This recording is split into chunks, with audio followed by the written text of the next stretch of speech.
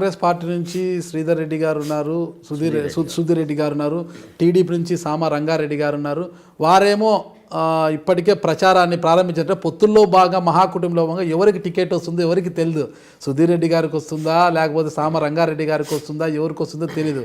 కానీ వాళ్ళేమో ప్రచార రథాలు పెట్టుకొని బస్సు నిద్రలు అవి ఇవి చేసుకుంటా వాళ్ళు వెళ్ళిపోతున్నారు కదా. అంటే వీళ్ళందరి మద్దతు ఒకవేళ పూర్తి స్థాయిలో మీకు వంగ మధుసూదన్ రెడ్డి కావచ్చు, రమేష్ గౌడ్ గారు కావచ్చు, మిగతా వాళ్ళందరి మద్దతు లేకోకుండా వీళ్ళని ఢీకొని మీరు ఎలా ఇప్పటికే టీఆర్ఎస్లో రామ్మోహన్ గౌడ్ గారు ఇక విజయం నాదే అన్నట్లుగా ధీమాతో ఉన్నారు అక్కడ రామ్మోహన్ గౌడ్ గారు. వీళ్ళందరినీ ఎదుర్కోవాలంటే అసలు మీ దగ్గర ఉన్న అస్త్రాలు ఏంటి? అసలుకి లేట్ అయినా లేటెస్ట్ అనే స్టైల్లో నా ఇమేజ్ ఉంది అక్కడ. వాళ్ళు మొదటి నుంచి ఉన్నారు కాబట్టి వాళ్ళు తెలిసిన పుస్తకాలే కాబట్టి వాళ్ళు ఏందనేది ప్రజలందరికీ తెలుసు.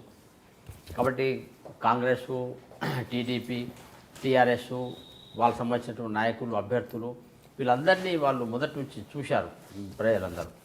నేను నిన్న వనస్థలిపురము బిఎన్ రెడ్డి సంబంధించిన కొన్ని పార్కుల్లో ఉదయమే కలవడానికి వెళ్తే అక్కడన్నటువంటి ఎల్డర్ పీపుల్ అని చెప్పారు, sir we need fresh candidate. మీరు ఫ్రెష్గా ఉన్నారు, మీ ఐడియాస్ మంచిగా ఉన్నాయి, మీకున్న లాంగ్ ఎక్స్పీరియన్సెస్ ఉన్నాయి, మీకున్న నేషనల్ రిలేషన్స్ ఉన్నాయి, మన దీనికి చాలా ఉపయోగపడతారు మీరు.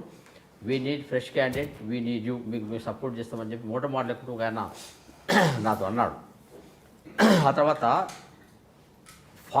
పాస్ట్ రికార్డ్ ఏదైతే ఉందో ఆ పాస్ట్ రికార్డులో ఎవరు ఏ వ్యాపారాలు చేసుకుంటారు, ఎవరి యొక్క బిహేవియర్ ప్రాబ్లమ్స్ ఎట్లున్నాయి, ఎవరి కుటుంబాల పరిస్థితి ఏంది, ఎవరు గతంలో అధికారంలో ఉన్నప్పుడు ఎటువంటి వ్యవహారాలు నడిపించిండ్రు, వాళ్ళ మీద ఉన్నటువంటి అవినీతి సంబంధించినటువంటి ఆరోపణలు ఏంది, ఎవరు కుటుంబ సభ్యులు ఎలా వ్యవహరిస్తారు, ఆయన ఒక అభ్యర్థి యొక్క కొడుకు చేసినటువంటి రౌడీజం మొత్తం వీడియోలు అంతా హంగామా అయిపోయినాయి. ఒక అధికార పార్టీ సంబంధించినటువంటి కొద్దిమంది సంబంధించినటువంటి కార్పొరేటర్ సంబంధించినటువంటి వసూళ్ళు మా దగ్గర హస్తినాపురంలో డివిజన్ ఉంది. ఎక్కడ ఇల్లు కడితే 1 లక్ష 2 లక్షలు అని చెప్పి అక్కడ పోయి టీఆర్ఎస్ నాయకులు పోయి వెంబడబడుతుంటారు. ఇటువంటి ఇబ్బందికరమైన విషయాలు చాలా ఉన్నాయి. వీళ్ళందరికంటే కూడా శేఖర్జీ అనే వ్యక్తి రాజకీయాన్ని ఒక ఐడియాలజీ కోసం సేవాభావంగా చూస్తున్నాడు. మిగతా వాళ్ళు రాజకీయాన్ని ఒక వ్యాపారంగా బిజినెస్ కింద చూస్తున్నారు. ఇది చాలా స్పష్టంగా వీళ్ళకి అర్థమైపోయింది. ఏదైనా జాతీయ స్థాయిలో చక్రం తిప్పిన రాజకీయ సేవ కరెక్ట్, మీరు చెప్పేది వాసమే. జాతీయ స్థాయిలో చక్రం తిప్పిన శేఖర్జీ గారికి ఎల్బీ నగర్లో అంత పరిచయాలు లేవు, కనీసం కార్యకర్తలను గుర్తుపెట్టారు. మీడియా మిత్రులు ఎవరో కూడా సరిగ్గా తెలియదు, మీడియా వాళ్ళు ఎవరు, అసలుకి పార్టీ కార్యకర్తలు ఎవరని కూడా సరిగ్గా తెలియదు. ఈ పరిస్థితుల్లో లోకల్ లీడర్లు అయిన సుధీర్ రెడ్డి గారితో కావచ్చు, సామ రంగారెడ్డి గారు కావచ్చు, ఇదితో ఎవరో ఒకరు అభ్యర్థి అవుతారు. అక్కడ రామ్మోహన్ గౌడ్ గారు టీఆర్ఎస్ అభ్యర్థి రామ్మోహన్ గౌడ్ గారితో ఎలా పోటీ పడగలరు? అసలు వీళ్ళందరి మద్దతు లేకపోతే ఇబ్బందికరం కాదా? దానికి స్థానికంగా పరిచయాలు తక్కువ ఉన్నాయి కదా.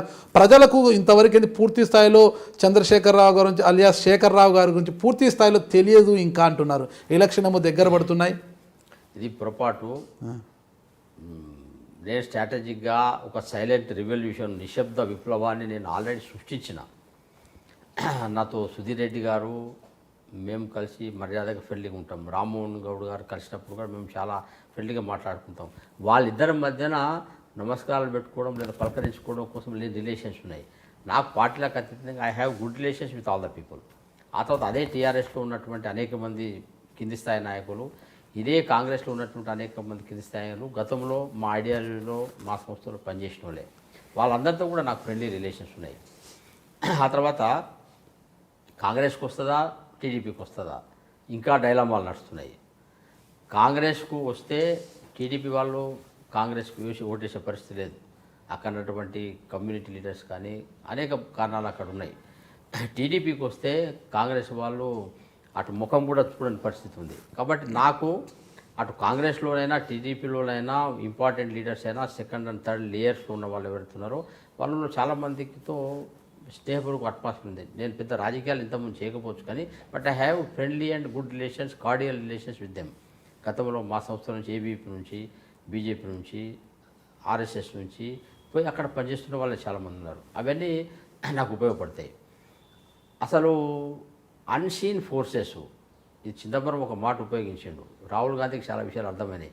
ఈ బీజేపీ కాదు, ఈ బీజేపీ వెనుక ఉన్నటువంటి మిగతా సోషియో కల్చరల్ మూమెంట్స్ ఏవైతే ఉన్నాయో వీటిని దెబ్బ కొట్టి తప్ప ఈ బీజేపీని దెబ్బ కొట్టలేము. వీటి యొక్క ప్రాణం 7 కొండల అవతల పక్షి ఉంటుంది, పక్షి ఒక ఎక్కి ఉంటుంది అన్నట్టుంటుంది. కాబట్టి నా సంబంధించినటువంటి సపోర్ట్ ఏదైతే ఉందో అది సంఘ పరివార సంస్థలు కావచ్చు, గతంలో విద్యార్థి పరిషత్తులో పనిచేసినటువంటి నేను విద్యార్థి పరిషత్ 23 ఏళ్ళు ఫుల్ టైమర్ కన్నా చాలామంది ఆ సిస్టంలోకి వచ్చినారు.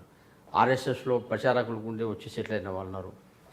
రామ్దేవ్ ఉద్యమం ఉంది, ఆర్ట్ ఆఫ్ లివింగ్ ఉద్యమం ఉంది, సత్యసాయిబాబా ఉద్యమం ఉంది, బ్రహ్మకుమారిస్ ఉన్నారు. వీళ్ళందరితో కూడా నేను సోషల్ మూమెంట్స్లోనూ, రిలీజియస్ మూమెంట్లోనూ, ఆధ్యాత్మిక కార్యక్రమాల్లోనూ, లేకుంటే నేను ఇంటర్నేషనల్ యోగా డేలో ఎక్కడో దిక్కు నేను నమస్కారం పెట్టి నాకు రిలేషన్స్ ఉన్నాయి.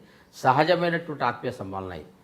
రాజస్థానీ సమాజ్ సంబంధించినటువంటి సోను మహారాజ్ గారని ఈ మధ్యన వచ్చారు. ఆయన మొమ్మాటం లేకుండా 3000 మంది రాజస్థానీ సమాజ్ ముందు శేఖర్జీ మనం సపోర్ట్ చేయాలని చెప్పి ఈ మధ్యనే అయినటువంటి విజయదశమి ఫంక్షన్లో ఆయన చెప్పారు. గుజరాతీ సమాజ్ ఉన్నారు. 3 ఫంక్షన్స్ ఇప్పటికి నెట్టాను. చాలా ఆత్మీయంగా వాళ్ళు నన్ను ఫ్రెండ్లీగా తీసుకొని శేఖర్జీ ఈసారి తప్పకుండా మేమందరం మీకు సపోర్ట్ చేస్తామని చెప్పారు. బ్రాహ్మణ సమాజం ఉంది. చాలామంది మా సంఘ పరివార కార్యకర్తలు ఎల్బీ నగర్ ప్రజలు మీకు ఎందుకు ఓటేయాలి, మీ కులానికి సంబంధం లేకుండా మా పరిచయం ఉన్న వాళ్ళంతా మీకు చేస్తామని చెప్పారు. మహారాష్ట్రియన్ సొసైటీ ఉంది, మహారాష్ట్ర మండలి మహారాష్ట్రియన్ సొసైటీ ఉంది. వాళ్ళందరూ నాతో చాలామంది మాట్లాడారు. కాబట్టి ఈ డిఫరెంట్ విద్యా సంస్థలని ఇప్పుడు చాలామంది పోయి డొనేషన్లు అని పిచ్చి చేసి బ్లాక్మెయిల్ చేసి చదువులు ఉన్నాయి. నేను ఎవరిని వెళ్ళి ఆ రకంగా ఎన్నడూ చేయలే. అంటే మీరు స్థానికంగా ఉండేదే తక్కువ, ఎల్బీ నగర్కి మీరు కొత్తవారు. అసలు నెహ్రూ యువజన కేంద్ర సడక్ మీరు ఉపాధ్యక్షులుగా ఉన్నా కూడా ఎల్బీ నగర్ ప్రాంతానికి కావచ్చు, తెలంగాణ ప్రాంత యువకులకు కావచ్చు, ఈ క్రీడా విభాగానికి సంబంధించి పెద్దగా చేసింది ఏమీ లేదు. ఇప్పుడు ఎల్బీ నగర్లో కాంటాక్ట్ చేయడము నేను ఇప్పుడే కదండి. ఇప్పుడు నేను ఇంతకుముందంతా సబ్కా సాత్ సబ్కా వికాస్, అందరి కోసము అందరితో కలిసి, ఇది బేసిక్ సిద్ధాంతం. నేను 18 రాష్ట్రాలు, నేను వైస్ చైర్మన్ అయినప్పుడు నేను దేశానికి కదా, నేను 18 రాష్ట్రాలు నేను వెళ్ళొచ్చిన. చాలా ప్లేసులు కార్యక్రమాలు నేను కోఆర్డినేట్ చేయాలా. నేను పార్టీ నేషనల్ ఎగ్జిక్యూటివ్ మెంబర్ను.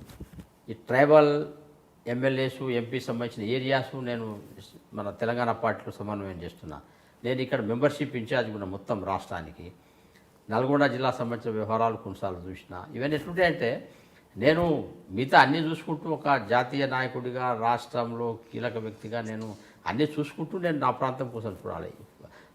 మొదటిసారి పార్టీ టికెట్ ఇచ్చింది కాబట్టి ఆటోమేటిక్గా ఇప్పుడు నేను మిగతా అన్నీ వదిలేసి ఎల్బీ నగర్ అడ్డా, బీజేపీ గడ్డ, ఎల్బీ నగర్ గల్లీలే నా గల్లీలు. ఇప్పుడు నేను మిగతా అన్నీ వదిలేసిన. అప్పుడు అది 10% అయింది, ఇప్పుడు 90% అయింది.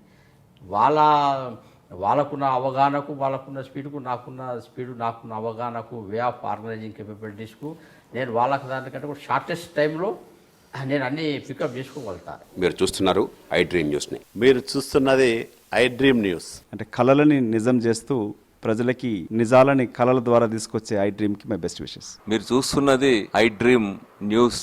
మీరు చూస్తున్నారు I dream channel. For more videos, please subscribe I Dream. మరిన్ని వీడియోల కోసం ఐ డ్రీమ్ని సబ్స్క్రైబ్ చేయండి. Please subscribe I dream. And I'm very much satisfied with the way interview went on. Kindly subscribe to I Dream. For more videos, subscribe to iDream. And loads of fun entertainment and content. Do watch I Dream.